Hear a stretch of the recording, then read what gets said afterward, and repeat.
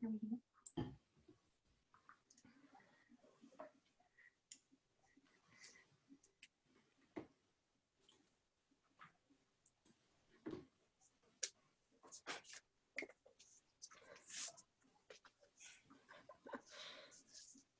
everyone. We're just going to give this 30 seconds to start streaming on other platforms. So I'm just going to sit here awkwardly if you've already tuned in and just have a look. And hold up these books.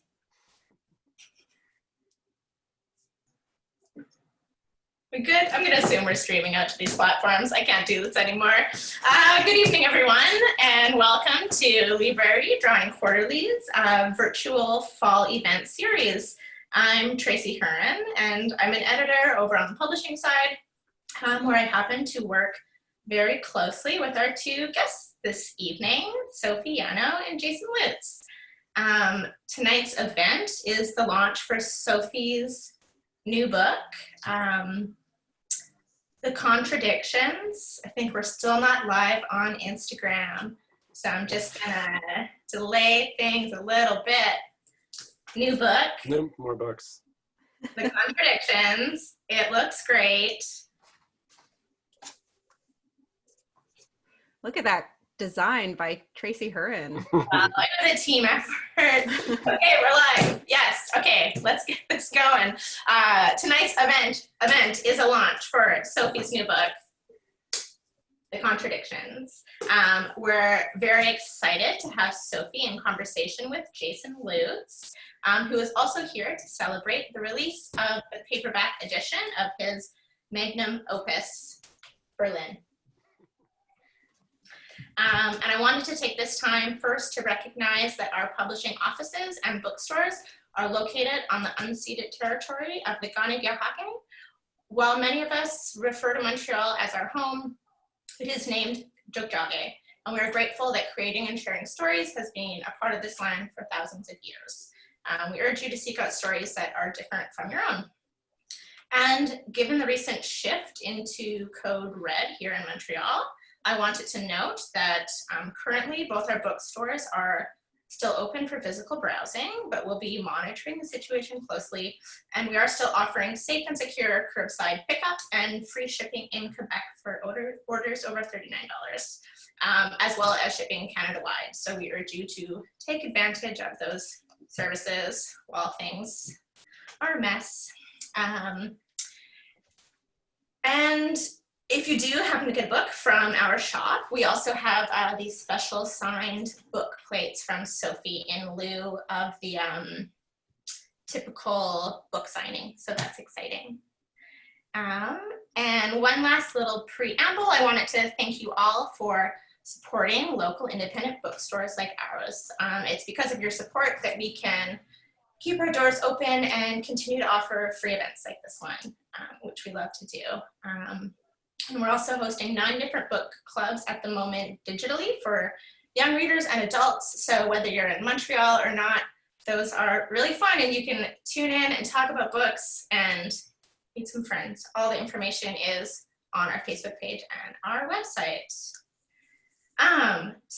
Okay, for tonight's event, we're here to talk about Sophie Yanow's new book, The Contradictions. Let's hold it up again. This is her 3rd book and first book with Drawing Quarterly. On the surface, this is a story about a young person studying abroad and getting swept up in another person and their anarchist ideology and beliefs and brain. But at its core, I think we see a young Sophie kind of learning through trial and error that maybe the romance of ideological purity and righteousness might not fully align with reality and human fallibility. What drew me to Sophie's story was the relatability of this coming of age moment, this kind of realization that being enamored with someone or looking up to someone based on their ideology or ability to project certainness is flawed. And then in the end, maybe it's best to trust your own instincts. This felt like such a common experience, even if you've never met your own Xena, the anarchist bike punk. If you haven't been so lucky.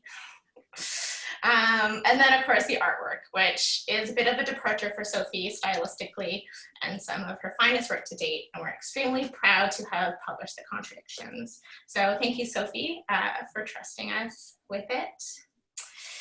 And I think Sophie was a little exhausted by how long it took her to make her book, but Jason, on the other hand, not exhausted at all.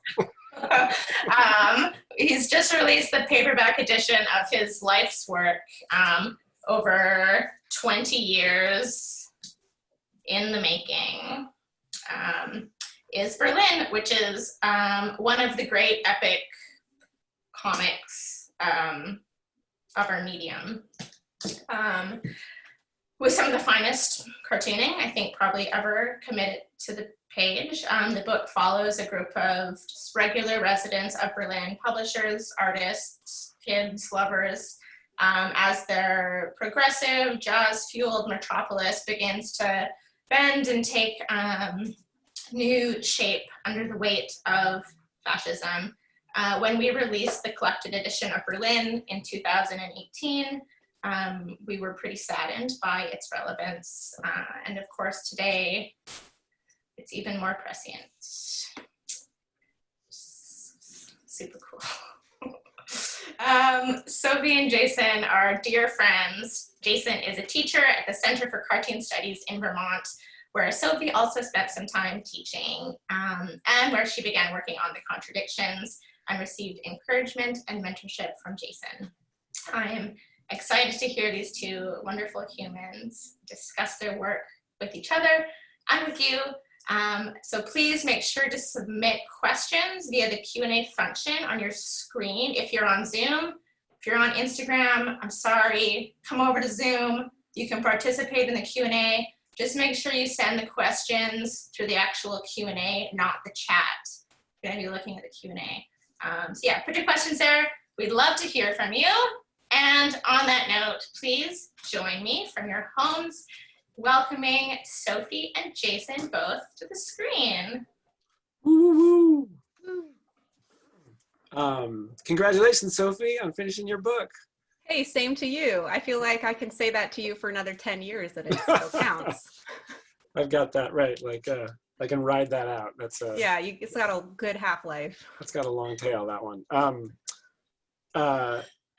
It was super fun to be working with you on the very early stages of it. Like, I mean, I remember the drafts that I was looking at. I don't even think they were half of the story, but it was just to see you start to develop the idea. It was really fun, and really it was really kind of. I was very grateful to be engaged in that process, and it was even more of a delight to get my own copy and see the finished printed book, and to see all of the things that you'd been trying to put in there make their way in there, and in such a I think one of the things that really stands out to me about it is how elegant and economical it is in its storytelling. Like, there's a real pared down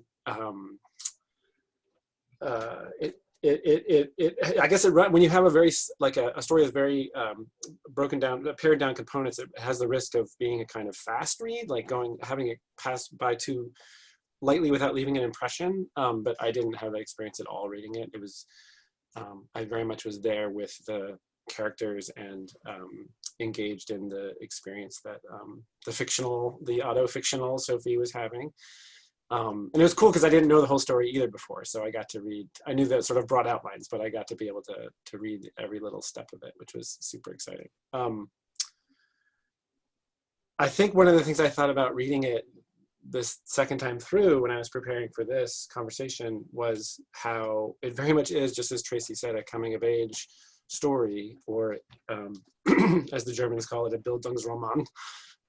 Which traditionally would be the story of a person, a young person who, during their formative years and whether they have like a spiritual awakening at that point in their life. And this, you know, could very easily be slotted into that category, but I was curious to know if you conceived at all of like, or thought at all about genre, or what kind of book you were making, or like where, like how did that sort of meta, if at all, how did any kind of meta thinking play into the way that you approached the story? Thank you for saying all those nice things. I think that when I first started thinking about making a book sort of about the period in my life that the Contradictions is based on, it was really immediately after it happened. And I kind of was like, wow, I went on these hitchhiking trips, like I'm gonna write about them. And so like at that time, I didn't really think of it as a, you know, coming of age story. I was just thinking like, you know, it's gonna be about girls hitchhiking on an adventure, you know, like stick it to the man. This is the extent of my feminism at this point.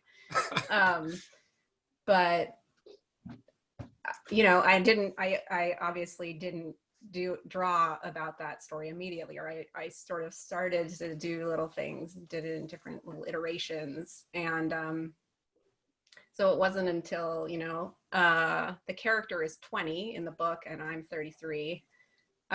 So I think when I finally, I drew this story, and I had this sense of, oh, this is kind of a coming of age story as I was drawing it, and writing it a bit, but then I didn't really know who it was for. I wasn't necessarily thinking like in terms of age. And so it's interesting now that the book is done. I was kind of like, oh, did I make a YA book? Is that what this is? Or, I mean, it is kind of a weird thing of like a coming of age story that takes place when a character is 20, because it's like that place for me anyway, between sort of like a more firm adulthood and, you know, being a kid. But I was thinking about the fact that, like we were talking about before this, that it's like a Künstlerroman, which is an art, like a young artist coming into maturation, and like how there's a character in Berlin who has similar experience, well, multiple characters, but and I was thinking about what YA books, like what coming of age stories have I read that, you know, that would have been, because it's not like I was reading sort of the classics of that genre, but my favorite book is A Wizard of Earthsea by Ursula Le Guin, which it's a coming of age story, but it's a fantasy story, but the protagonist is a wizard and is like learning how to be a wizard. And I was just kind of thinking like, oh wow, that actually, like, this story is really, it's about learning a craft at the same time as having this sort of arc of growing up. And so I think like I do have a deep love for that kind of like transformational moment. And I mean, I think it's one of the reasons that like Harry Potter is so popular, right?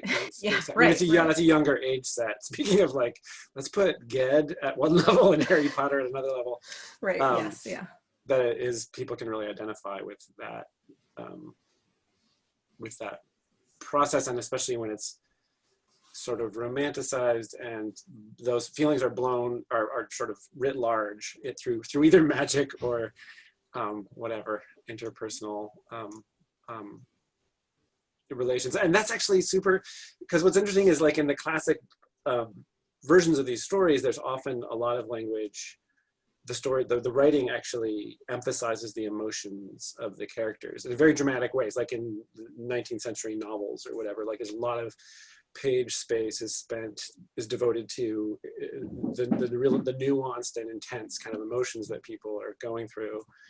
And one of the striking things about the Contradictions for me is how everything is happening beneath the surface. Like there's it's a very, on the surface, it's a very straightforward story. It's like an accounting of a series of events with very little dialogue, but and we're kind of left, like the characters never speak openly about their feelings, like how they might feel about each other or how each other's actions. There's a little bit of tension that makes itself visible, but mostly we are left to kind of infer what's going on beneath the surface. which is a totally different approach than a lot of these kind of classic books that we're referring to. I mean, there's a lot happening between the lines in A Wizard of Earthsea for sure, but in a lot of traditional coming of age stories, all of that emotional stuff, all that stuff that people really kind of like sink their teeth into is very explicit. Yeah. And what's fascinating about this and how you make use of comics is how subtle and how there is a moment where feelings are expressed, but the way that they're expressed, and it's a wonderful moment, and I want people to buy the book and read that moment for themselves, how those feelings are expressed, like it's contrasted against everything else we've experienced in the book, because it's two people traveling and just kind of a lot of mundane things they do. So I'm kind of curious about how you do, were there revisions where you had to pare down or cut back on more expressive dialogue, or did it all kind of come naturally at this very kind of, I mean, I guess I would describe it as low key? Yeah, well, I mean, actually, I would say, I think that you actually probably played a pretty big role in that, because, and like, you know, obviously it sticks with me because, you know, this was like what I was living and breathing for a long time. But like, there was a time when I came to you with a draft, and we did that thing where it was like in a bind. I had it in a binder, and you kind of went through it and went and sticky noted places, and we're like, okay, like we maybe already established this with this story beat, or you know, maybe. So I think that even if not all of the cutting back kind of happened in that stage actually with you, but I think like going through that process with you helped me to do it on my own later as well, to sort of pare things down and see like, okay, has this already been established by action? And actually, when you say that about the Le Guin, I think that maybe, you know, I really wanted this book to be without too much narration. I realize in retrospect, there's sort of the narration at the beginning, and then the sort of two parts you get internal monologue is when the character is inebriated in some way. And that was totally intuitive, I guess. Yeah, afterwards, yeah. I was like, oh, whoa, like, you know, it was, yeah. But yeah, in like Le Guin, you know, she's really sparse, even though it is a place where you can have a lot of, because it's prose, you can have a lot of that, you know, more easily, or it's more classic to the medium. I wanted to have it sort of the actions build up to hopefully convey some meaning. Yeah. Success. Yeah, I mean, that's one of the things that's really great about it, is how it is like it is this accumulation of very it's an accumulation of detail, and there's what comes through is that is the feeling that's underneath it, without it being stated. And that's, for me, that's always like the best kind of story, because it asks me as a reader to do that work, or it invites me to like figure it out for myself, or to wonder or imagine what's going on with these people. And I feel that much more engaged because of it. Yeah, I feel like you do that so well in Berlin, in the way that you like give yourself the ability to give us people's thoughts, you know, like there's the thought bubbles, but then there's also when the characters are like writing in their diaries, or writing, you know, typing their internal monologues, whatever Kurt's up to. But you know, yeah, it's that choice of like, okay, I'm going to give you this much, but I'm not going to give you what they're thinking in every moment, you know? Yeah. But yeah, how much is enough? Like, when do you know? It's really interesting to hear that those moments where the characters are, you know, inebriated or in sort of a sort of altered mental state, and how that's when we kind of slip a little bit into the actual internal, and it's very striking in the story, exactly because of what I described before, where everything is happening in a very straightforward kind of surface level. So then there are these moments where all of a sudden we get these little thoughts, and it really, it sort of breaks down that line between the fiction that's happening in the panels. You don't use panels all the time, but the fictions that's happening within the kind of frame that we're looking through, and then when those words happen, there's not usually, I don't think there's like a word balloon or anything around them to contain them, so they kind of like break down the barrier between me as a reader and you as the author too, in a really interesting way. And it's always your character that's doing that, so it's just interesting the way that like it sort of I mean, I'm a fan of the book as like an intimate something that a writer or artist gives to a reader, and that there's like an open kind of conduit there that is different than if you're experiencing something online or in a movie. It's like the book is a little vehicle of that, and those moments where you can sort of feel or see the author unexpectedly really kind of bring it alive to me. So that intuition is paying off for you, I would say. Yes.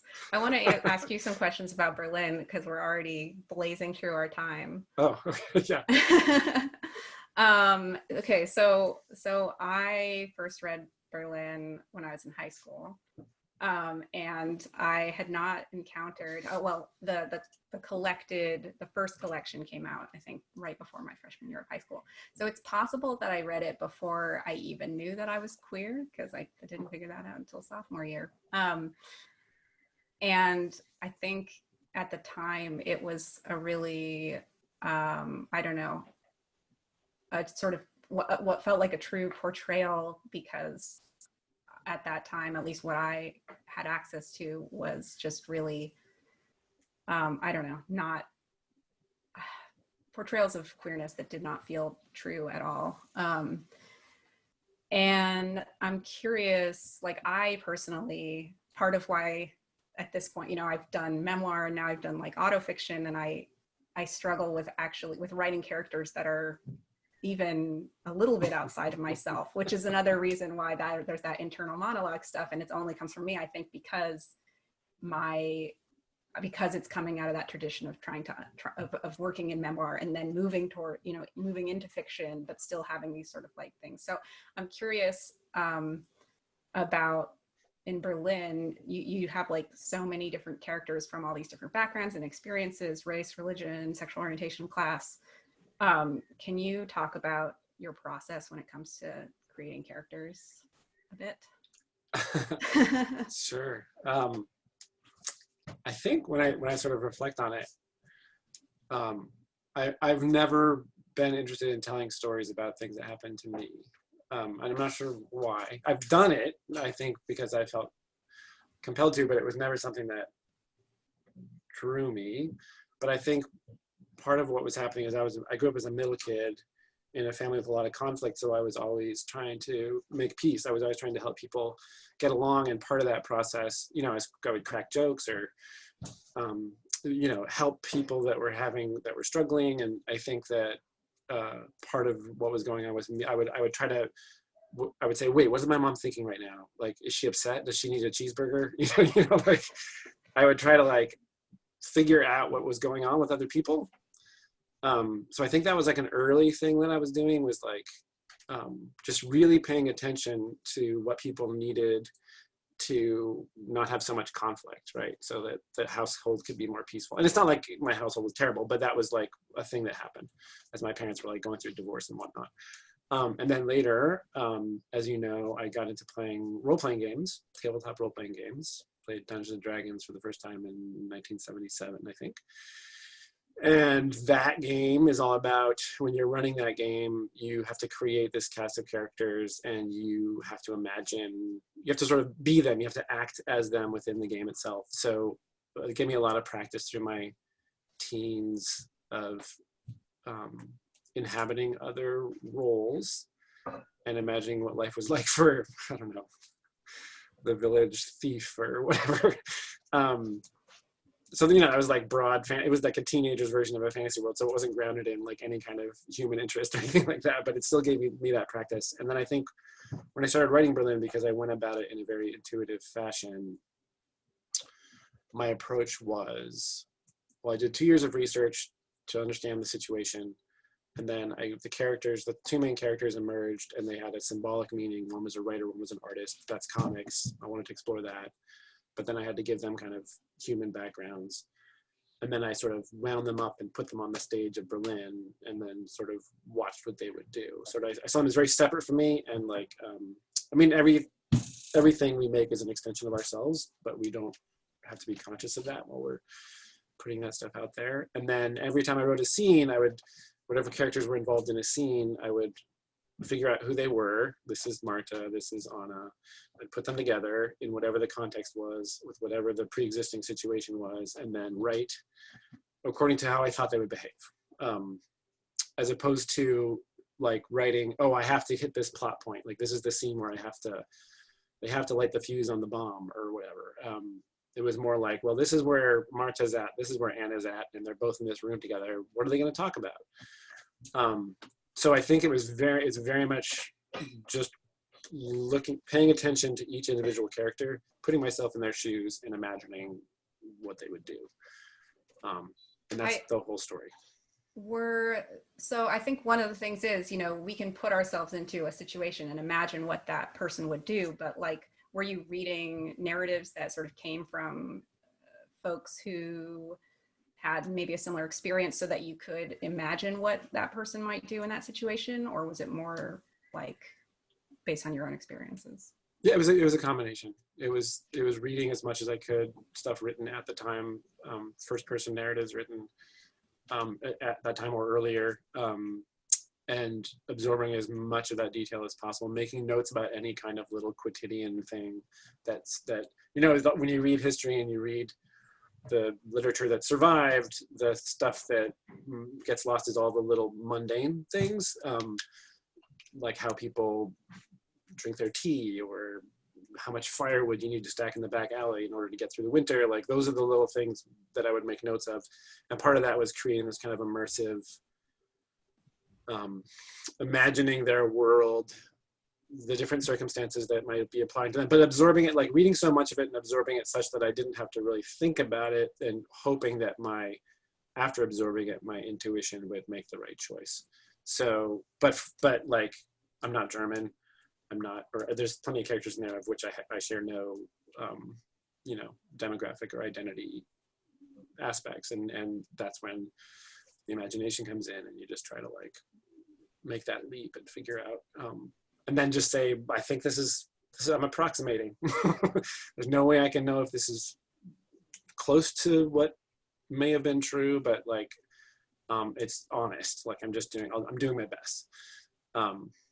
Yeah, so it was a combination of a lot of research, absorbing all that material, and then definitely paying attention to human nature in the real world around me, looking around at the way people behave and working with that.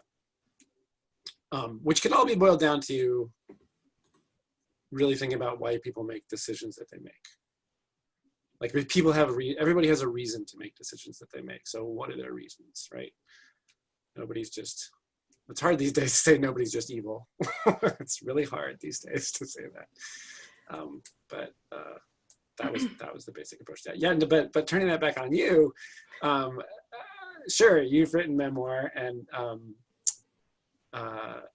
this book is, you know, it's based on reality, but you kind of shaped it to be the story that you wanted based on personal experience. But how did that, like in the course of doing it, writing it, you had to reflect back on Sophie, younger Sophie, who is kind of a different character, right? And that's very different than the process I went through, but at the same time, you do have to go out of your current Sophiness. You do have to step back and recall who you were. Yeah, I mean, and I think, you know, there are also situations, like there are situations sort of grafted together, right? Where there's something that happened to me and at some point, but not actually in this timeline specifically, or a conversation that happened approximately, or with a different person that, you know, where I'm sort of putting things together to create, you know, these characters around me. And so when I was sort of looking at myself, it did become this kind of like, what would young Sophie do in this situation? And So, but it was like, you know, it's like the character who I know best, but it's still this thing that is actually feels really outside of myself, and felt like I had to inhabit it. And I think that the book is so much better with, well, I don't know what I would have made, you know, 10 years ago, whatever. But I feel like having this distance, I was able to develop like an empathy for my younger self and the feelings, you know, the moments where I was at the time so just like deeply embarrassed about having done something. And now I can look at that and just be like, oh my, you know, like just have compassion for like that young person who is like trying so hard to like figure stuff out. And also just to think like, oh my God, it's so funny that I was so, you know, caught up in something like this. So yeah, there is definitely like a certain amount of distance there, but there's also like a deep sort of emotional memory that comes from. And I guess I haven't figured out how to apply that to other characters, in the same, you know, in quite the same like depth. Yeah, but I mean, or if you even need to, right? Like, it's not like that's like a specific trajectory we all need to go on. Yeah. I love that that combination of finding compassion for your younger self, but also obviously you are still that person, and that person is in you, and having the distance to. I mean, I think there are several moments in the book where it's like you reveal some potentially embarrassing thing, or there's like a kind of youthful. It's not even naivete is the wrong word, but like a. It's just a very, it's very sweet, actually. There are these moments where the Sophie in the book says or does things that kind of, you know, just like it's saying that you're clueless about certain kinds of politics, or in the company of people who are totally entrenched in that stuff. And I think the funny thing is, and this is surely happening even now, right, is that the things that I was embarrassed about then are not the things that now I look at and I'm like, oh, honey, you should have been embarrassed about this, you know, like, and like, but 33-year-old me I'm probably experiencing exactly the same things, you know, right? Like, yeah, for sure. No, I mean, I think it's a lifelong, there are stages, and we can reflect back on that. Yeah. So in the course of that reflection, and thinking about the events, so, you know, 10 years after the fact, and figuring out how to take them, like you said, right after they had happened, you thought about, this is material, I'm gonna use this, I'm gonna turn this into a story somehow. But with the benefit of time, it seems to me anyway, that a lot of care was taken in sort of shaping it into a thing that has like, it has a very, I wouldn't necessarily call it a structure. I mean, maybe you would, but I didn't experience it as like a highly structured thing, because it just has this flow to it. But it has a kind of poetic rhythm that comes out of putting particular images together on a page, and then putting pages together in a sequence. And was wondering, and I was just looking at, what is it, Glacier, your earlier thing, which has a very, like the movement of your hand is very visible in the line. Linda Berry calls the lines that we make our line voice, right? An authentic line shows we are present in the line we put on the page. And there's a real difference between those two things. It's very clearly you're in both of them, and just at a glance you can see that, like Sophie is there.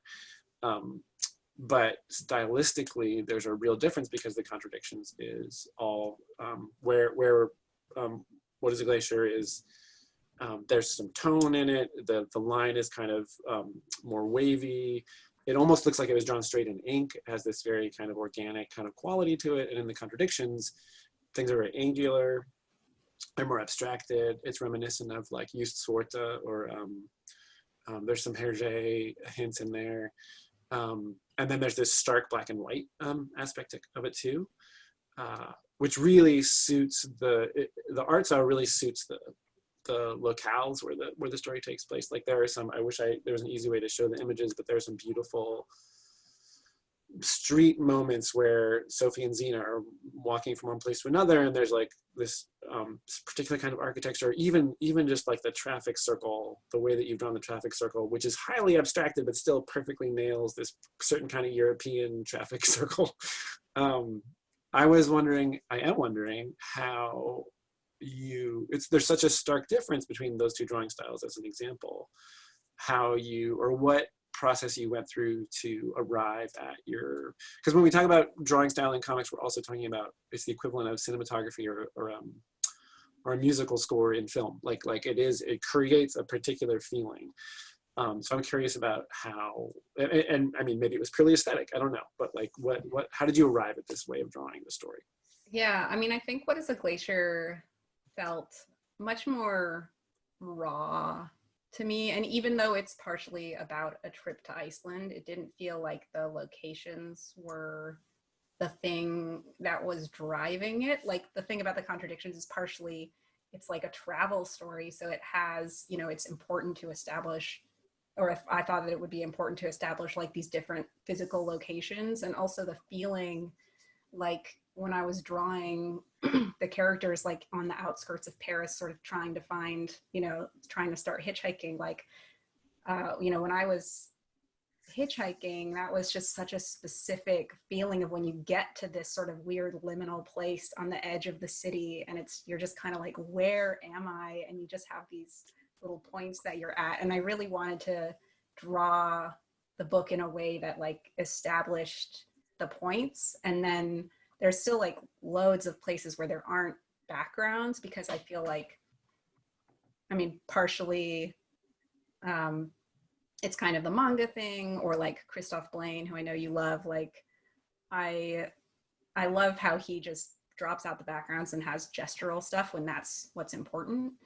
So I wanted to draw it in a way that would kind of like physically ground the backgrounds when that was something that I was showing. And I feel like, for a while I was I was like, do I want to do it in this sort of more Blaine-esque, like loose way? But like the truth was I couldn't pull it off like in a, like sometimes, like every third page when I practiced that style, every third page I was like, yeah, nailed it. But like, the other two pages were just like sloppy and like bad proportions or something. And it was just like, okay, this isn't going to consistently produce the results that I want. And I actually talked to D&Q when I pitched it. I had a couple of versions of the finished pages, and they were like, well, you can do either way, but like we do like the tighter style. And then sort of once I committed to that, I feel like I just sort of leaned into it. And I was thinking about like Usfort and Hergé, and like the fact that it's like a Western European travel story, but like Hergé didn't really draw women in his story. So I was kind of like, okay, I'm kind of going to like lean into that and make it feel, I don't know. Now I kind of look at it, I'm kind of like, it's kind of like an,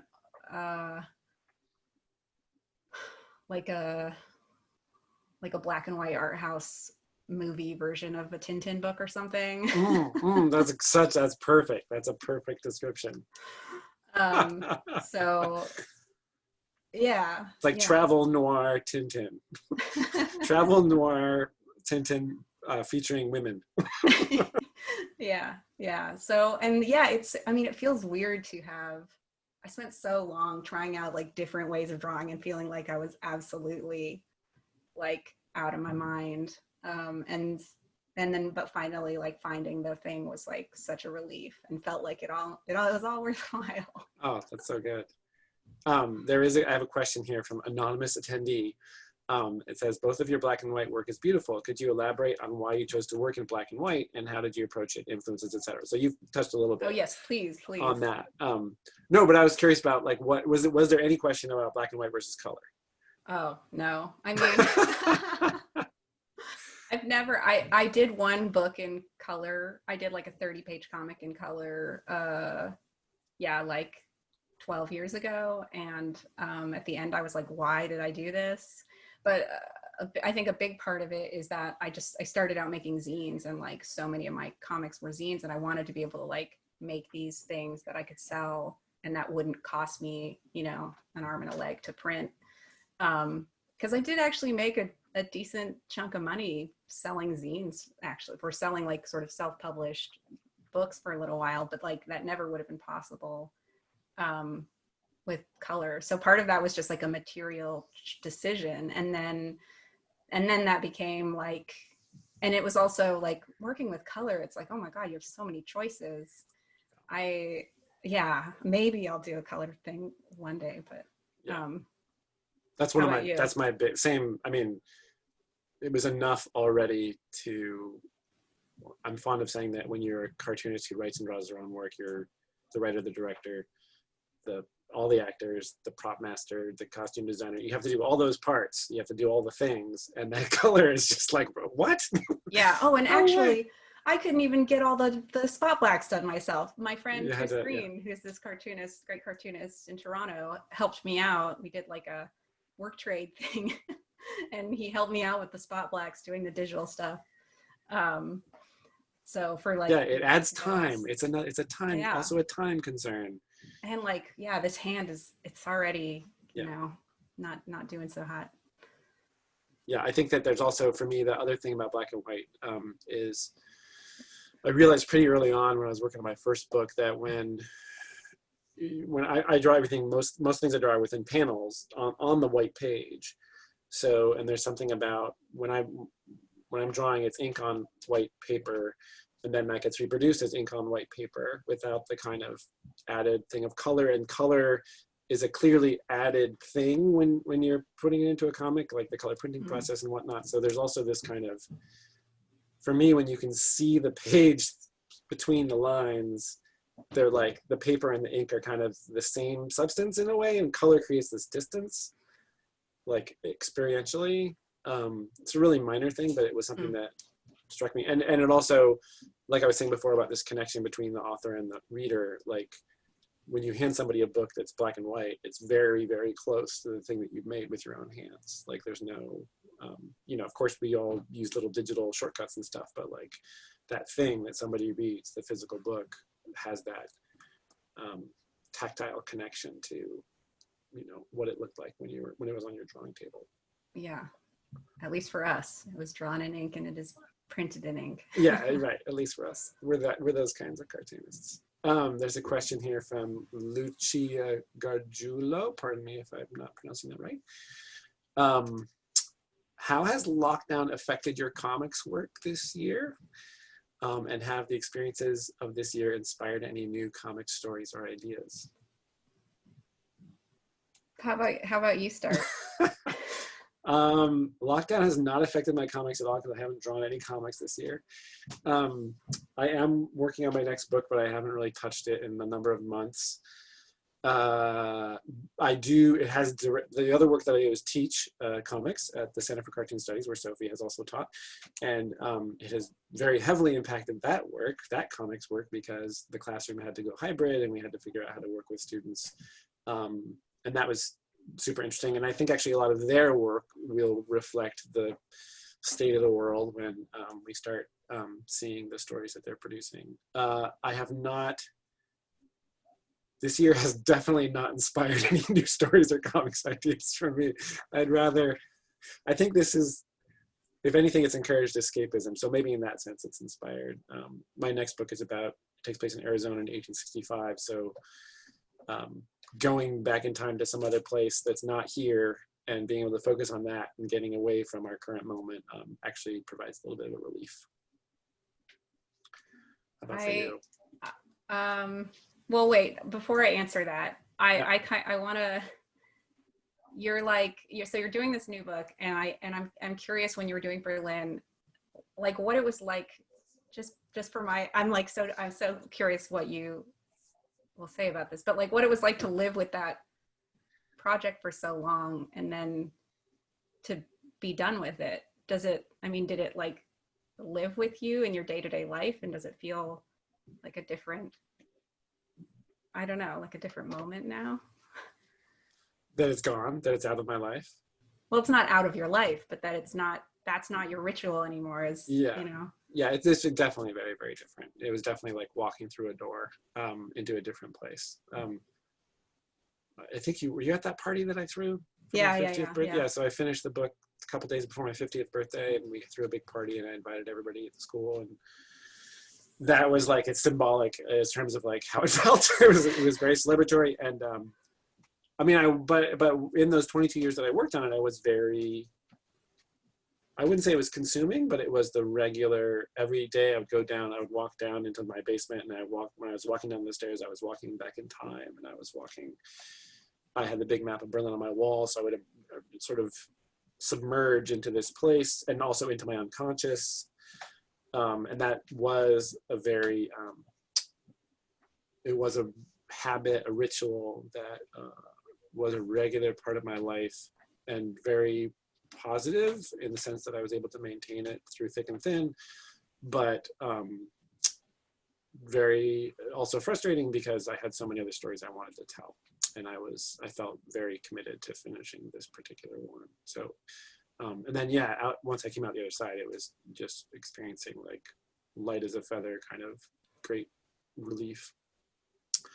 So does it feel, sorry, no, does it feel really different to be going into this new project? I mean, does it have like a completely different sensation, or? Into this project? Currently.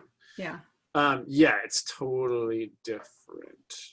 I think what's different is, I described before how I approached Berlin as a series of scenes where characters are kind of improvising character interaction, and that kind of builds.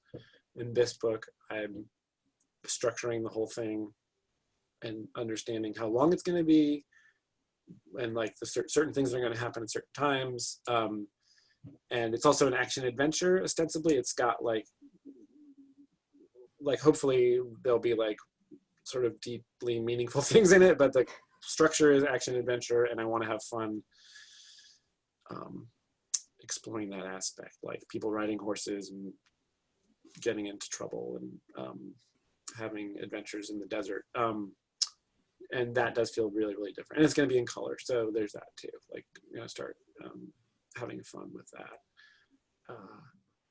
I guess I would just, it's almost like I'm finally making a comic book. Capital C, capital B. Yeah, as opposed to like a graphic novel. Yeah.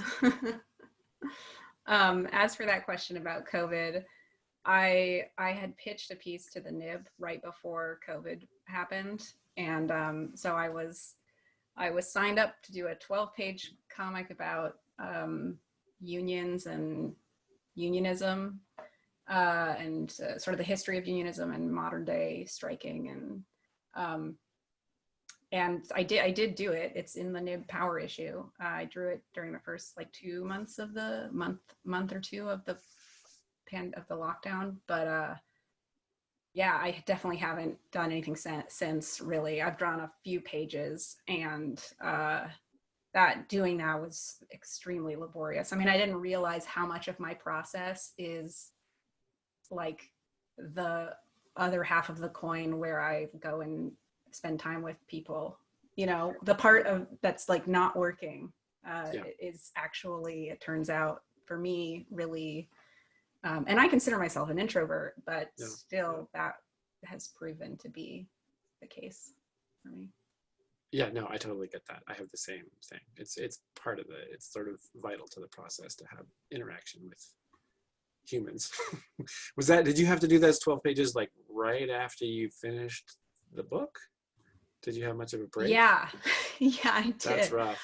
I think what happened is I'm friends with one of the editors there, and they asked me at one point, oh, like, are you gonna can you do something for this issue? And I was like, oh, I can't, like, I'm finishing the book. And then I probably tweeted like, I'm done with the book. And then they were like, hey, we had somebody drop out for this issue.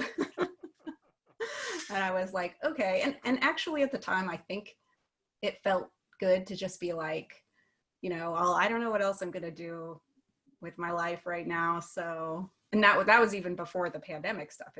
I was just like, I finished this book and like, I'm just wandering through the world with like a lost look in my eye. So it felt good. I mean, and it's a really topic that I'm actually very enthusiastic about. So, and I learned so much, but it was the conditions for making it changed suddenly, and then it was like, whoa, okay, this was more, yeah.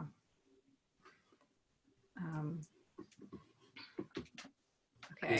Are you seeing the questions there? Yeah, I'm looking at the questions. Okay. Both Berlin and the Contradictions are very rooted in real events and experiences that have happened to both of you. Have you considered working with more fantastical elements, especially since Jason mentioned D&D and Sophie mentioned Ursula K. Le Guin, who does a lot of sci-fi / speculative fiction? Well, I get that out by playing role-playing games. Still, like I play role-playing games once or twice a week with friends online now, and it's highly improvisational. So I get to have that kind of. We get to explore fantastical worlds and experiences, but in a group setting. So we're kind of, it's like collaborative storytelling. I have thought a lot about writing, making comics like that, but the more I read about the real world and real things like this, Arizona in 1865 was an incredibly rich, fascinating, like the real world is just full of so much incredibly fascinating stuff that it's like unbelievable, the things that you discover. And I experienced that writing Berlin, and with this Western, it's the same kind of deal. So I think there is a possibility that I will write a young adult fantasy story for an artist I know to draw. So that might happen. And that comes out of partly my kids reading a lot of that stuff and me thinking that most of it was not that good. There are some really good ones out there, but they read them all, and a lot of them were not so good. And I thought, I bet I could do a decent one. So maybe that might happen. That's kind of back burner right now. So I would love to, but when I feel like I have time to work on comics, I'm more fascinated by stuff that's happened in the real world, at least so far. Yeah. What about you? Yeah, I'm at a weird place now, because I really did not have anything sort of in the hopper. Like, I was really shocked that I was able to complete this book. Not in the sense like D&Q, don't worry, it was always going to get finished, but just when it happened, it was just like, oh, I figured out how to do that. And I think it was, that was partially because I have some ADHD stuff, and so just figuring out how to actually execute was a really long process. But yeah, and so now I've definitely thought about, because I play role-playing games. I love some fantasy stuff, and but I think for me, like, some of the most interesting stuff in fantasy or science fiction, it has to do, I don't know, it's like exploring the world through a certain kind of metaphor, and there's nothing that I have wanted right now to explore that maybe requires that, or that that I'm just compelled to explore that way. And I mean, I'm totally open to it. I just I don't know. Yeah, like I've been watching during the pandemic, one of my things, I just watched the entire Miyazaki catalog. Oh wow. From like start to finish. Nice. And so much of that, I mean, he loves Ursula Le Guin, and so watching that and picking things out that clearly he took from her, it's definitely kind of made me go like, oh man, like doing a cool sort of fantasy thing, it would be really fun. And yet at the same time, I'm just like, well, what would I make? I don't know. Yeah. So did you watch Pompoko? That one is that's one of the other Ghibli guys. Oh, it is. Oh, okay. Sorry, it's not. Yeah. So I did. We're about to go back and do. I have seen Pompoko and I love it, but we're about to go back and do the rest. But we just did the Miyazaki stuff like in. Nice. in I just order. lost my Miyazaki cred by asking if you'd seen Pompoko. Who are the artists or authors that inspire you? Well, Ursula Le Guin, right? Are there any fine artists or modern visual artists who inspire your work?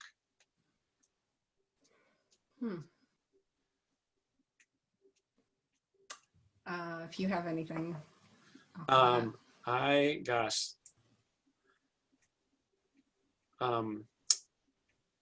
Gerhard Richter is somebody whose work I find very compelling. I don't know if it has directly inspired me, but I think in the sense that it feels like when I look at some of his stuff, it gives me there's a lot to think about.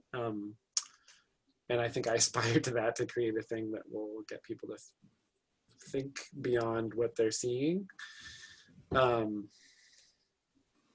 Other authors for me would be William Faulkner, because of the way he can cast a spell with words. And I feel like I read somebody, oh my God, Charles Portis, who died this past year, who wrote True Grit, one of the great American novels, and a Western, and incredible.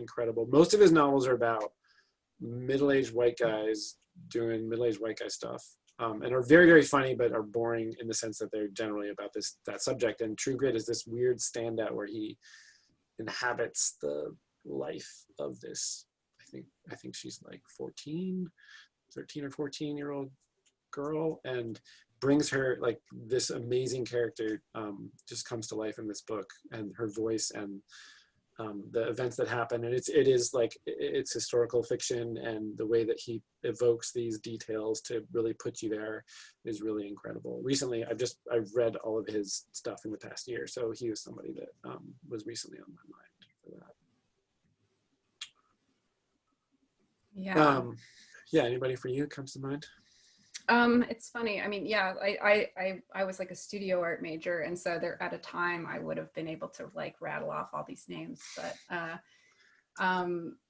one person is Sophie Kaul, who is not exactly a performance. I'm not sure exactly how she calls herself, but her work, a lot of it is very strange, but it's a lot of this sort of like play, and stems from sort of like situationist derive idea, and sort of interacting with the public in certain ways. And yeah, I mean, I think that her work appeals to me for similar reasons that like hitchhiking appeals to me, but not necessarily as something that I want to replicate, but as something that is like an interesting approach to life, you know? Yeah. Sophie Kaul, that's C-A-L-L-E, right? Mm-hmm. Yeah. Okay, last question. Has teaching changed your approach to comics in any way? Go ahead. You go. I know I keep going. No, you. Yeah. Approach. I don't think it's changed my. It's kind of a two-way street, because my comics have definitely influenced the way I teach, what I teach, and how I teach. And the thing that it hasn't influenced the content or my approach to comics, but the energy that all of the students bring into the classroom, into the school. I think I've been teaching at CCS for like 13 years now. Like, year after year, it's like a new group of excited, enthusiastic cartoonists, and just that being in a room with that kind of energy and everybody being engaged. And so like doing that thing that people do in their early 20s when they're having their coming of age, when they're generating material for their coming of age graphic novel.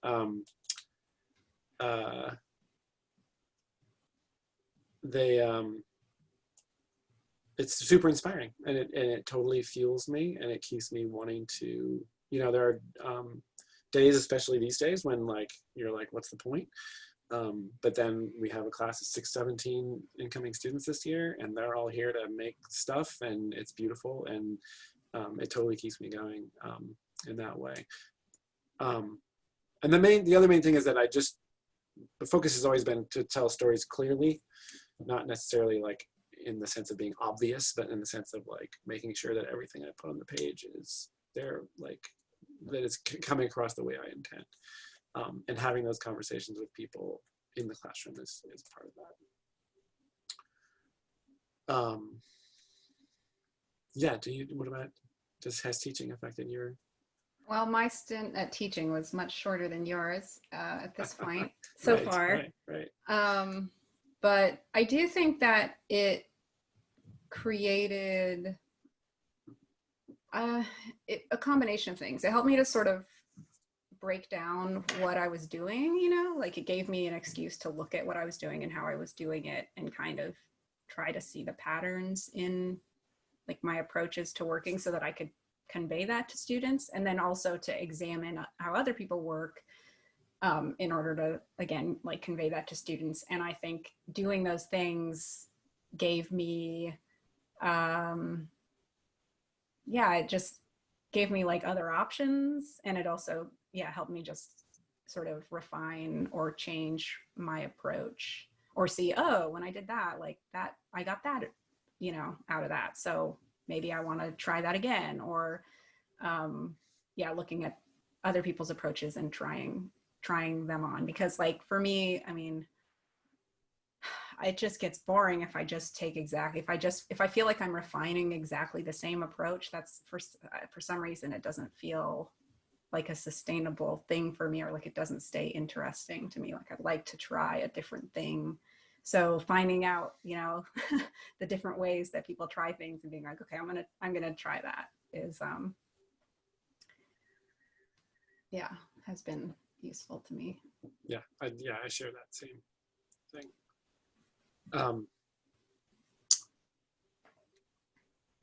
Oh, look, there's a message from Iona Fox. Iona, we love you. Oh, Iona. Oh my gosh. Do you want to ask that one? Is that we can do it. I can speak to that question. You can speak to great, excellent. So the question is, how did you approach the inclusion to Sophie? How did you approach the inclusion of real people in your autofictional work? So in really early drafts, I showed, you know, pieces of what I was working on to some of the people who I'd been at my study abroad with. And some of the feedback that I got from them was partially what led me to decide to do autofiction. And so the characters that you see in the book itself are really like amalgams of a lot of different people generally. And so, I mean, I've done that with memoir in the past. Like when I did What is a Glacier, that book is entirely memoir. I use my ex-girlfriend's real first name. But before I did that, before we published that, I showed her the whole thing. And, you know, I was like, okay, if you want to change things, we can change, you know, just tell me, you know, what's your reaction to this? And she was fine with how it was, and we just left it as it was. So with this, partially just talking to people and going, okay, I'm gonna actually do like a fiction story and change things, and then also just add scenes and just ultimately make it fictional, was how that ended up playing out. So yeah. And that kind of gave you the freedom to not. Yeah, and I think like it was a combination of those conversations like really early on, and also like my desire to draw a book that didn't have internal monologue all the time. Like I didn't want to I wanted to show scenes that would hopefully pay off later and not have me explaining when we get to a certain scene, like, I, the character of Sophie, feel this way because this had happened to me, like, you know, 2 years ago or whatever. So I put scenes in throughout the book as I was arranging it that would do that thing of set things up so that they can pay off through action and not through explanation. And so that combination of wanting to do that, and then some of the, you know, conversations I had early on is what ultimately made me go, okay, like we're going fiction with this one. So pretty early in the process, you made that decision. Yeah, it was, fairly early. I hadn't done any of the, like, you know, finished penciling, or it was like early drafts of talking to folks. Great. Hi, guys. Hey, Tracy. Hi, Tracy. Thank you so much. That was a wonderful conversation. And thank you everyone who attended the event this evening. And I would like again to encourage you all to pick up these books if you don't have them already. They're wonderful, and you can get them at Librairie Drawn and Quarterly, either online or in person, or you can go to your local independent bookstore and get it from there. And that's a wrap. Thanks again. Thanks, everybody. Signing off. Yeah, thanks everybody. Thanks, Tracy. Pleasure.